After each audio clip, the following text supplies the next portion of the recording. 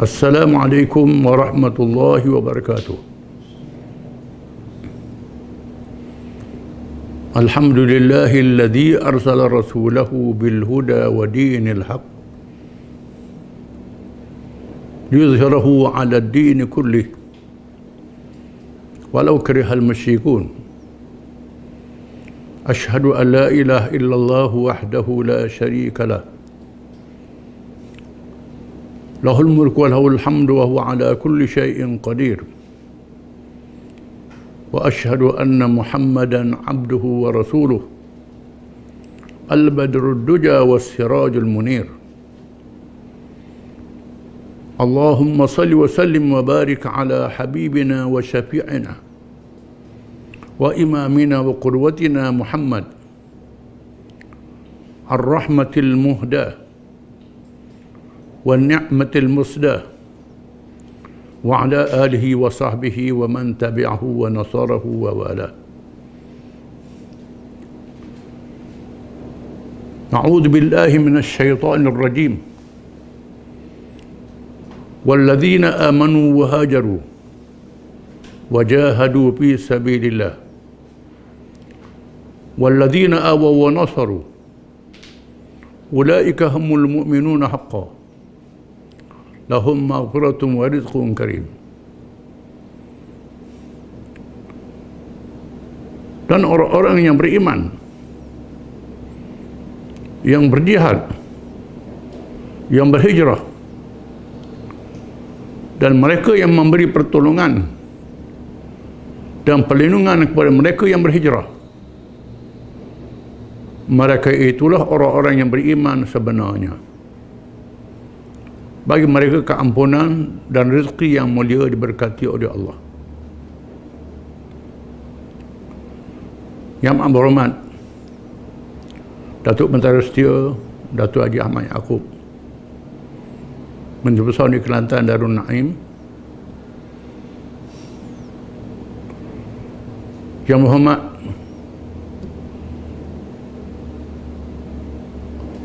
Ahli Majlis Mesyuarat Kerajaan Negeri, Yang berhormat ahli-ahli Parlimen, ahli Dewan Undangan Negeri, ahli Dewan Negara, semua pimpinan, hadirin hadirat yang dihormati dan dikasihi sekalian. Ayat yang dibaca itu bersempena dengan hijrah Nabi SAW yang kita sambut setiap awal Muharram. Peristiwa yang sangat besar dalam sejarah Islam, sehingga dicatat menjadi permulaan tahun bagi umat Islam, menunjukkan besar dan pentingnya peristiwa hijrah ini. Allah SWT menegaskan mereka yang terlibat dengan hijrah itu adalah orang-orang yang beriman yang sebenarnya. Sekiranya kita mahu menjadi orang beriman yang sebenarnya, kita mestilah mengambil contoh dan teladan daripada mereka. Bukan sekadar mereka mengaku menjadi orang Islam dan orang yang beriman, mereka berjaya dalam ujian yang diwajibkan oleh Allah SWT kepada orang yang beriman yang sebenarnya. Firman Allah Ta'ala, hasiban nasu an yutraku an yaqulu amanna wa hum la yuftanun laqad fatanna alladhina min qablihim fala ya'lamanna Allahu alladhina sadaqu wa la ya'lamanna al-kadhibin. Adakah manusia itu mengira sudah cukup apabila mereka berkata kami telah beriman, padahal mereka belum diuji dan dicuba oleh Allah SWT. Sesungguhnya Allah telah menguji orang-orang yang terdahulu, pengikut-pengikut Nabi-Nabi zaman dahulu. Maka ternyata sungguh benarnya ilmu Allah Ta'ala melahirkan mereka yang benar-benar beriman dan mereka yang bohong. Yang terlibat dalam peristiwa hijrah itu ialah kalangan Muhajirin dan Ansar.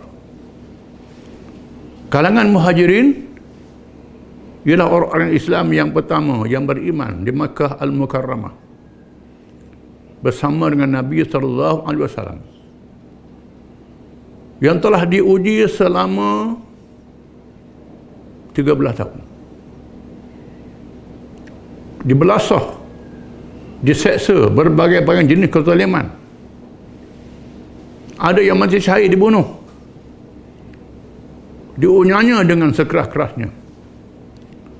Ada yang ditawar dengan harta kemewahan.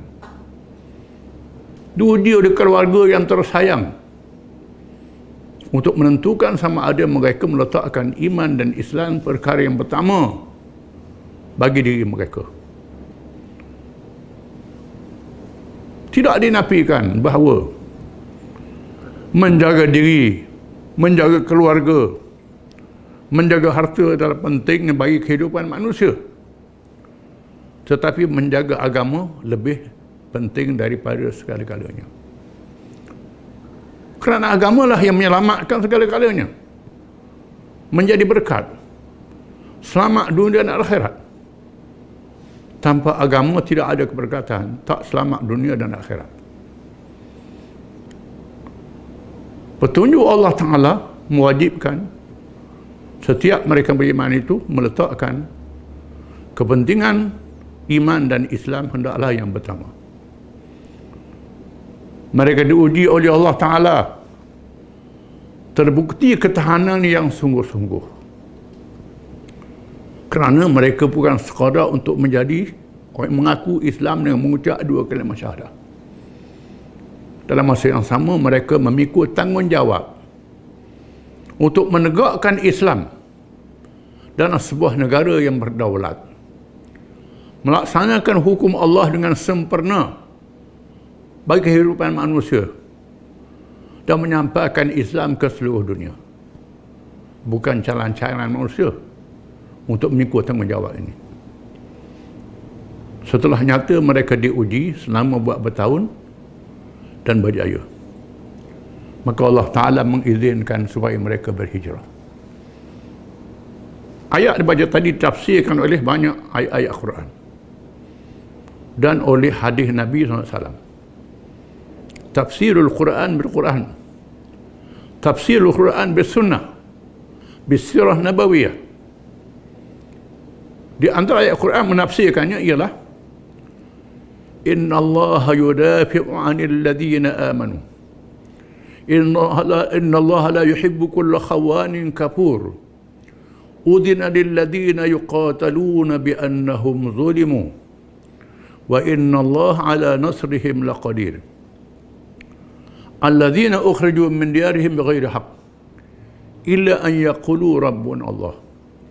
Walaula dafa'u Allahi an-nasa ba'dahum bi ba'd lahuddima sawami'u wa bi'un wa salawatun wa masajid yudhkaru fiha ismullahi katsiran wa la yansuranna Allahu man yansuruh inna Allaha laqawiyyun 'aziz.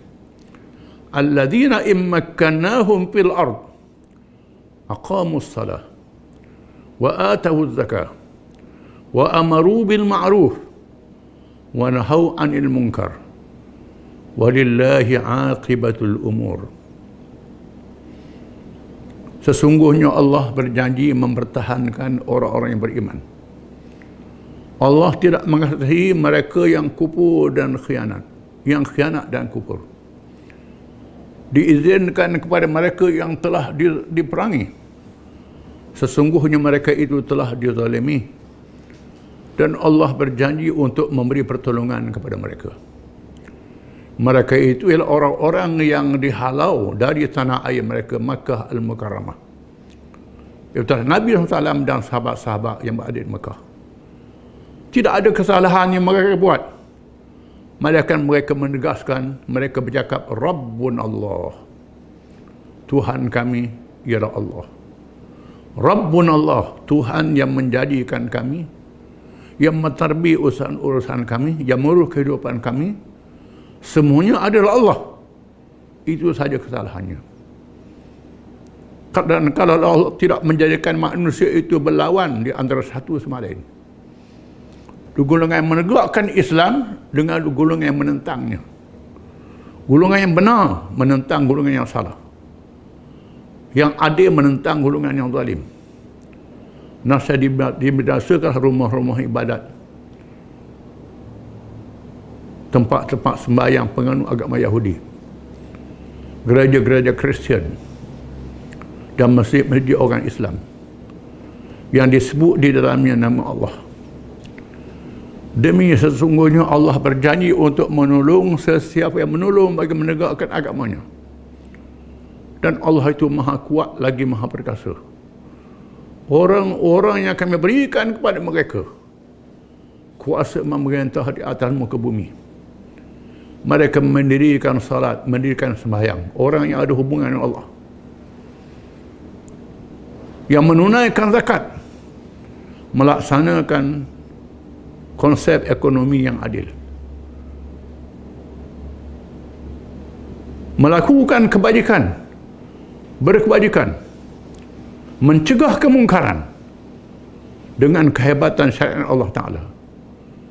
Dan bagi Allah sahajalah akibat segala urusan, berwawasan hari akhirat.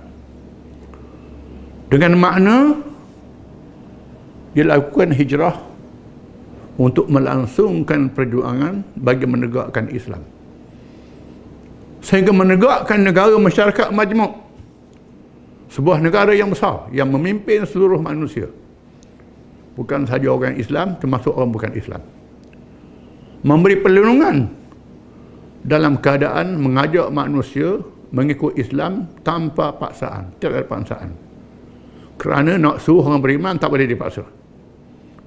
Dalam masa yang sama menunjukkan adil Islam kepada semua, termasuk penganut-penganut agama lain, ditunjukkan adilnya Islam, menaungi manusia seluruhnya, memerlukan sebuah negara yang berdaulat, negara yang bercirikan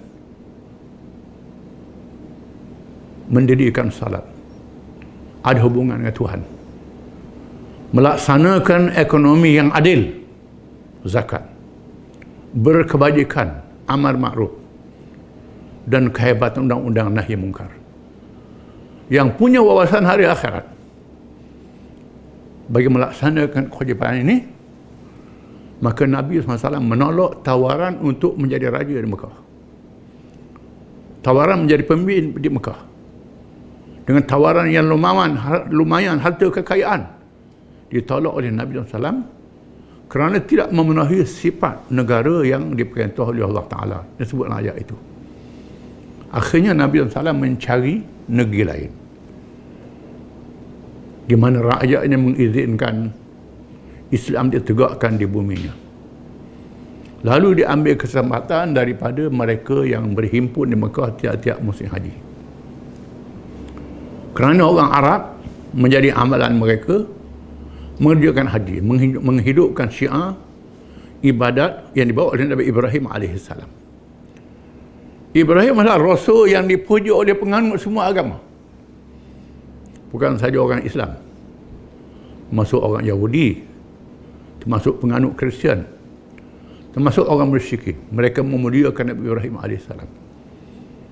Kabul Mekah dibuka oleh Ibrahim, Kaabah dibina oleh Ibrahim. Mereka mengunjungi Makkah al-Mukarramah, mengenangkan Nabi Ibrahim AS, berhimpun di situ, berhimpun di tempat yang mulia dengan makna menunaikan haji. Haji dengan makna berhimpun di tempat yang suci yang dimuliakan, dimuliakan oleh semua agama. Maka Nabi SAW mengambil peluang bertemu dengan pemimpin-pemimpin yang datang ke Mekah, menawarkan kepada mereka Islam, minta mereka izinkan tanah air mereka jadi tapak untuk menegakkan Islam. Allah menjanjikan kemenangan. Allah menjanjikan kemenangan. Mereka yang beriman di Mekah itu sudah percaya kepada Islam, percaya pada janji Allah dunia dan akhirat. Janji dunia menang menegakkan negara, janji akhirat kalau mati syurga. Mereka masuk Islam tu sudah percaya yang ada di Mekah ni. Dicari penduduk negeri lain. Ulama-ulama sirah Nabawiyah meriwayatkan Nabi berjumpa satu demi satu kabilah Arab. Berjumpa dengan pemimpin Bani Amir. Mengajak mereka masuk Islam dan membenarkan negeri mereka untuk ditegakkan pemerintahan Islam. Allah menjanjikan kemenangan. Tiba-tiba mereka bertanya, limanil mulku? Kalau menang, siapa jadi raja? Siapa jadi pemimpin? Nak tahu apa pangkat yang diberi pada mereka. Nabi kata, al-mulku lillah.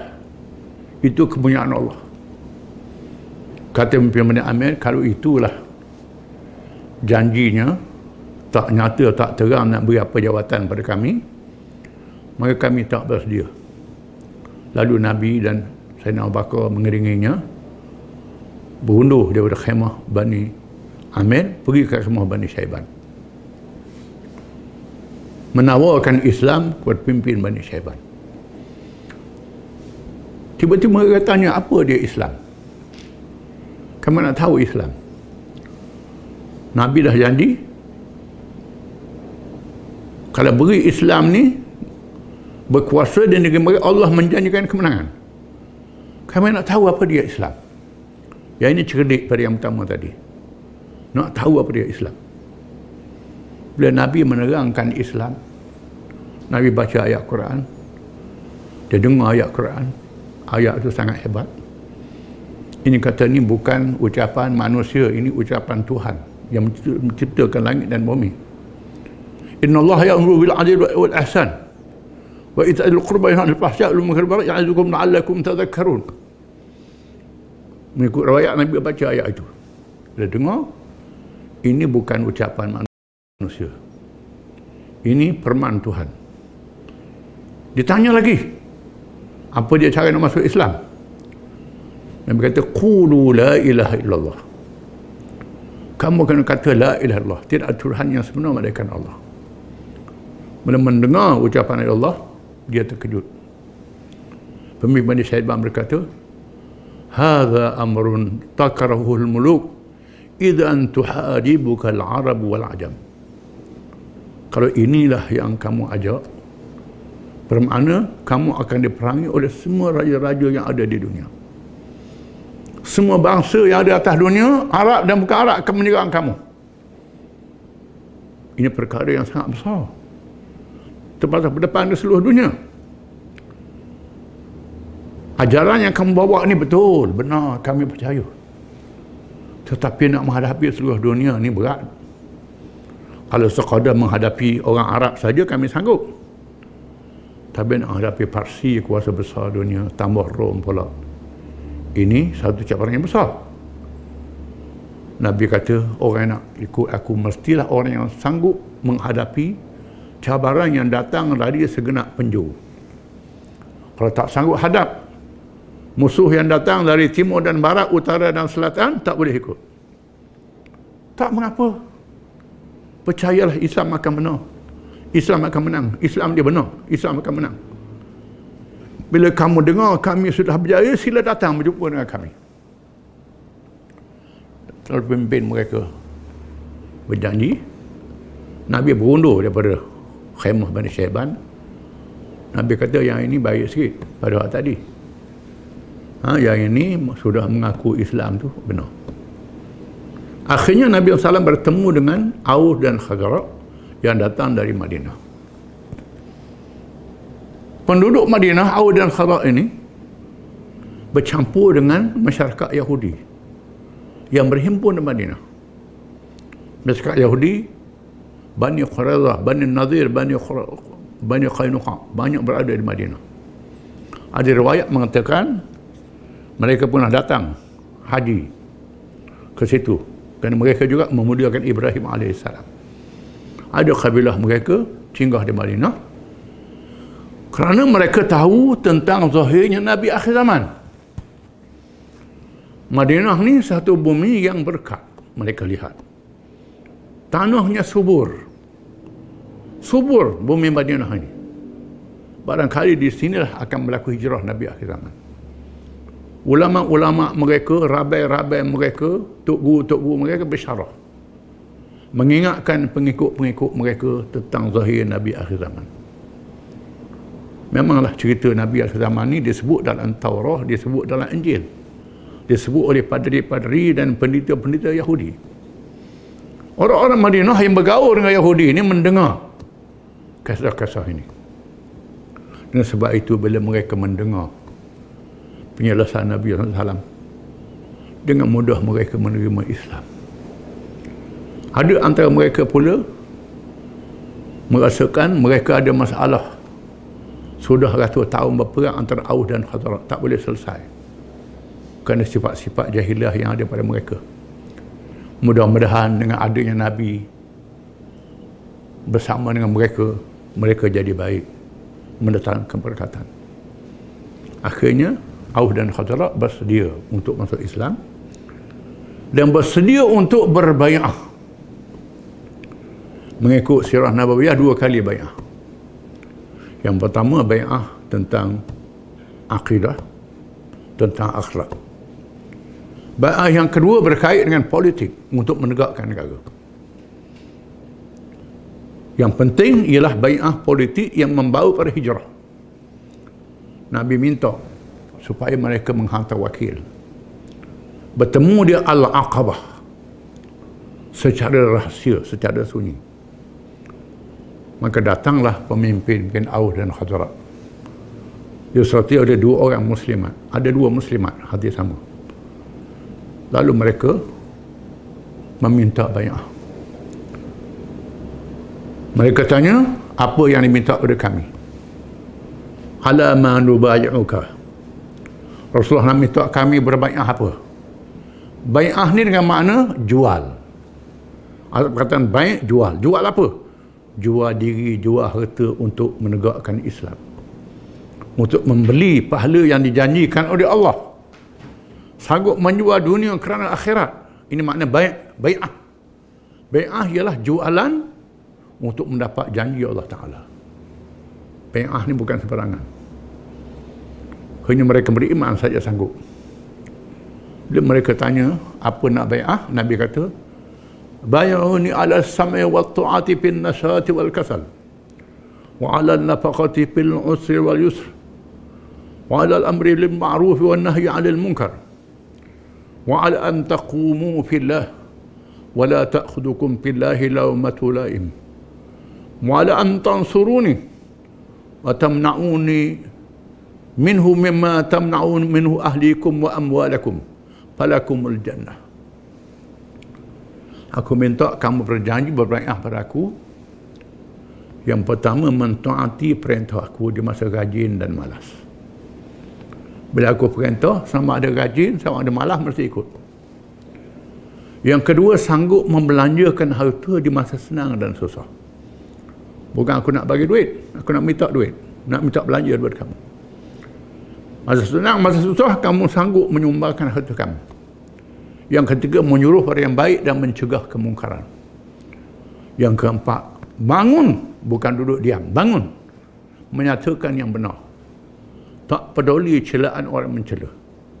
Dan akhirnya kamu berjanji untuk menolong aku dan mempertahankan aku. Bila aku tiba ke negeri kamu, sebagaimana kamu mempertahankan anak isteri kamu, Allah menjanjikan syurga pada kamu. Ini dia bai'ah. Lalu mereka berbai'ah seorang demi seorang, memegang tangan Nabi SAW. Mengikut riwayatnya, ada orang perempuan yang berkata, inni la usafihun nisa, aku tak bersalam dengan perempuan. Ada riwayat mengatakan dia letak makuk diisi air.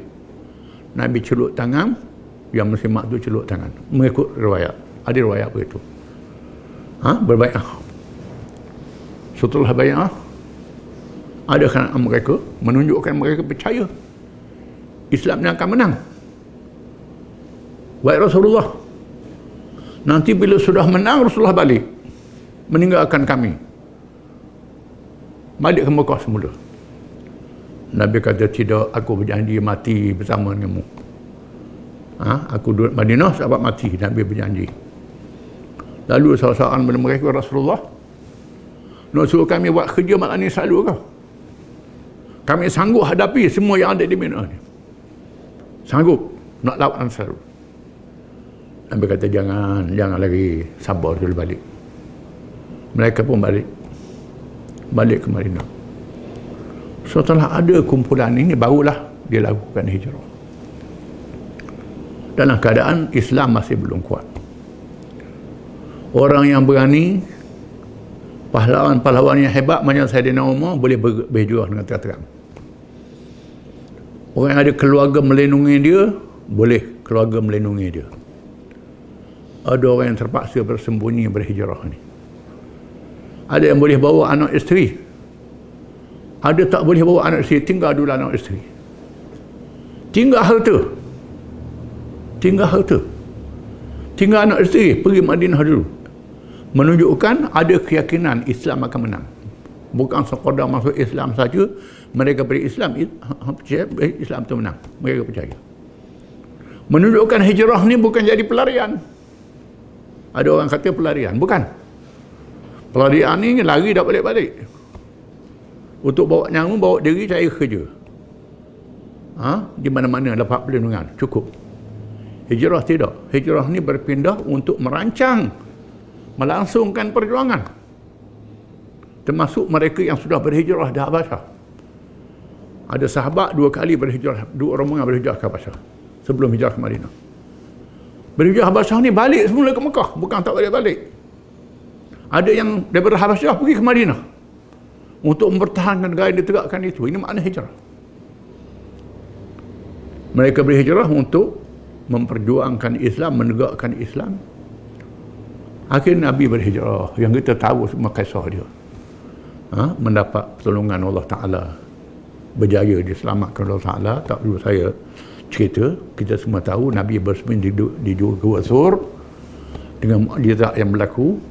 Semua yang kepung rumah Nabi tertidur belaka, walaupun merancang untuk bunuh Nabi. Kita tahu kisah ini. Apa yang penting ialah keyakinan mereka berhijrah ini kepada janji Allah Ta'ala, termasuk Nabi SAW. Bila Nabi sudah meninggalkan rumahnya, mereka yang merancang nak bunuh Nabi, bila serang rumah, tak ada. Nabi dah tak ada lagi. Cari-cari tak berjumpa. Sampai naik di Gua Sur, tempat Nabi sembunyi pun, dilindungi Allah Ta'ala. Balik, gagal nak cari Nabi. Akhirnya mereka memberi tawaran. Barang siapa yang boleh menangkap Muhammad, hidup ataupun mati, nak beri hadiah beratus ekor unta. Ratus ekor unta. Untanya kenderaan yang paling mahal di zaman dahulu. Ratus ekor unta. Masing-masing mencari, merisik dekat manalah Muhammad untuk nak dapat hadiah yang lumayan. Tiba-tiba ada seorang badui berbual. Dia ada nampak 3 orang berjalan menuju ke Madinah. Nabi hijrah tu 3 orang. Nabi, Abu Bakar dan Abdullah bin Uraiqid. Uraiqid ni seorang musyrik yang memandu jalan, menunjukkan melibatkan juga orang bukan Islam. Di sana ada orang bukan Islam yang tak setuju dengan kejahatan. Tolong.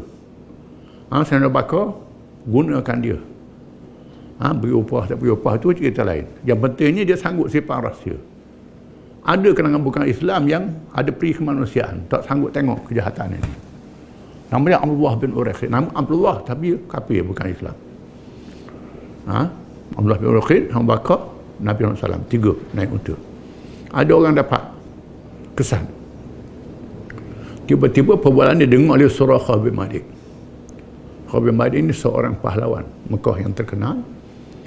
Bila dia dengar orang dia cakap, dia suruh diam. Yang di sini, dia dengar ada orang. Dia merancang nak pergi tangkap Nabi ataupun bunuh. Sudah tentulah dapat hadiah yang lumayan. Ratus ekor unta. Kalau berpakat dengan orang lain, bagi hadiah, rugilah sikit, boleh ke dia. Dia nak pergi seorang-seorang dia lah. Dia suruh khadam dia menyediakan kuda, menyediakan senjata. Dia terus naik kuda, pergi ke tempat yang ditunjukkan itu. Akhirnya berjumpa sungguh Nabi dalam perjalanan. Nak pergi ke Madinah. Abu Bakar pun nampak Suraqah mari. Nabi kata tak apa, jangan takut. Macam dalam gua lah juga, jangan takut. Bila Suraqah sapa dekat kuda Nabi, dengan unta Nabi, tiba-tiba bumi memegang kaki kuda Suraqah bin Malik. Sehingga terjatuh, Suraqah terguling atas tanah.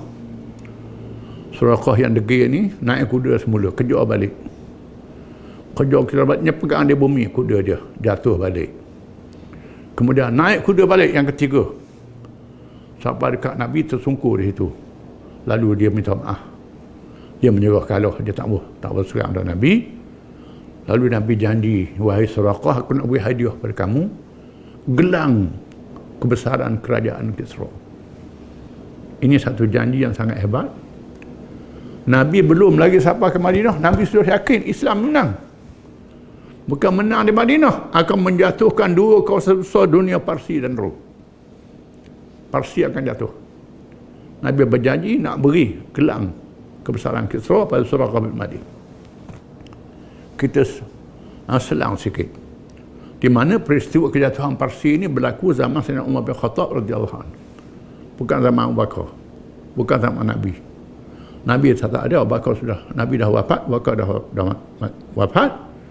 Zaman Sayyidina Umar, Sa'ad bin Abi Waqqas berjaya menjatuhkan kerajaan Parsi, merampas barang-barang kekayaan Parsi termasuk gelang kebesaran. Di mana Sa'ad bin Abi Waqqas hantar ke Madinah. Lalu Sayyidina Umar radhiyallahu panggil Suraqah bin Malik, meletakkan di tangan Suraqah gelang kebesaran. Tak boleh pakai gelang ni, haram. Suraqah tak masuk Islam pada masa itu. Nak menunaikan janji Nabi SAW, menandakan janji seorang Rasul adalah benar. Banyak janji Allah Ta'ala adalah benar. Nabi pergi ke Madinah dalam perjalanan. Mengikut riwayatnya, singgah di khemah Abu Ma'bad. Ummu Ma'bad. Suami dia tak ada kepada kami, dia ada je. Ada tak susu. Musim itu musim kemarau. Musim kemarau. Pupuk pun kurang, susu pun tak banyak. Kata Ma'bad, ada susu tak ada kambing seekor kuru. Kambing kuru, susu kering. Itu adalah. Nabi suruh bawa kambing tu. Nabi pun jamuh lapuk penuh susu. Ini mukjizat. Ma'bad pun heran tengok. Pelik orang ni. Macam mana kambing kuru kekek. Tak ada susu, tiba-tiba dia jamuh jadi banyak susu perut minum. Tinggal pula.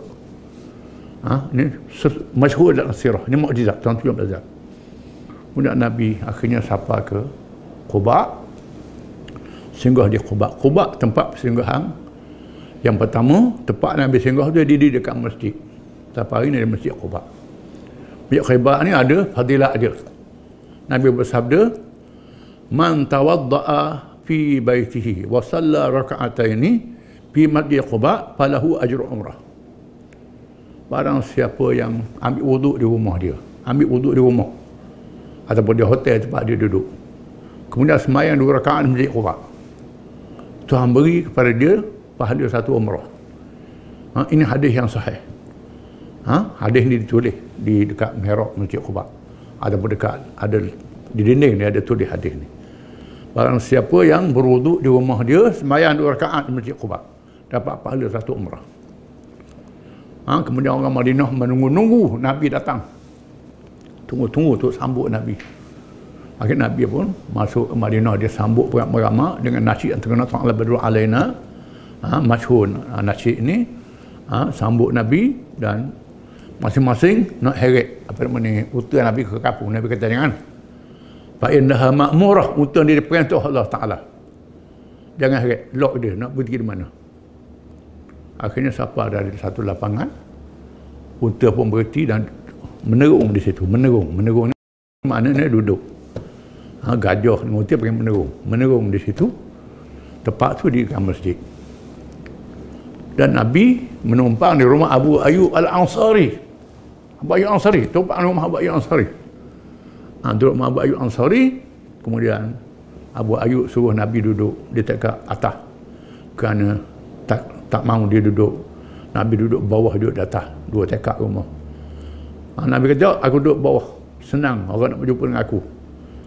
Abu Bakar kata, dok, saya tak maulah nak suruh. Rasul kata, dok, mau duduk atas. Abu Bakar duduklah atas. Nabi duduk di bawah. Dua sambil sering dok nak tidur. Dok nak tidur. Tak ada nak tidur kerana Nabi duduk di bawah. Muliakan Nabi. Mengikut riwayatnya, dia kerana dok nak tidur, dia mari-mari tepuh. Langgar terpayang, tupuh air. Habis pakai walak ni hebat. Takut air kena Nabi. Abu Ayyub kubur dia di Istanbul, Turki. Ni menandakan sahabat ni sayang ke Nabi SAW. Itu cinta sahabat pada Nabi SAW. Ini sangat hebat. Okey, sahabat. Ajenda yang pertama ialah Nabi menyatukan Muhajirin dan Ansar. Mempersaudarakan mereka. Mempersaudarakan orang Islam. Wahdah Islamiyah. Menyatukan orang Islam. Mendirikan masjid. Projek yang pertama buat masjid. Menyatukan orang Islam. Muhajirin dan Ansar. Barulah dia ajak orang bukan Islam. Buat perjanjian. Dikenai perjanjian Madinah. Sahih Madinah. Iaitulah piagam Madinah. Melibatkan orang Islam, Muhajirin dan Ansar bersatu. Jadi nak tegakkan negara Islam ni, orang Islam kena bersatu dulu. Satukan orang Islam. Lepas tu barulah ajak orang bukan Islam. Dengan mana Islam mesti berkuasa. Islam mesti memerintah. Islam mesti memimpin. Orang bukan Islam menjadi rakyat dengan pemerintah Islam yang adil. Mengapa begitu? Orang Islam memimpin. Sebabnya kita nak merintah negara Islam yang ada dosa pahala.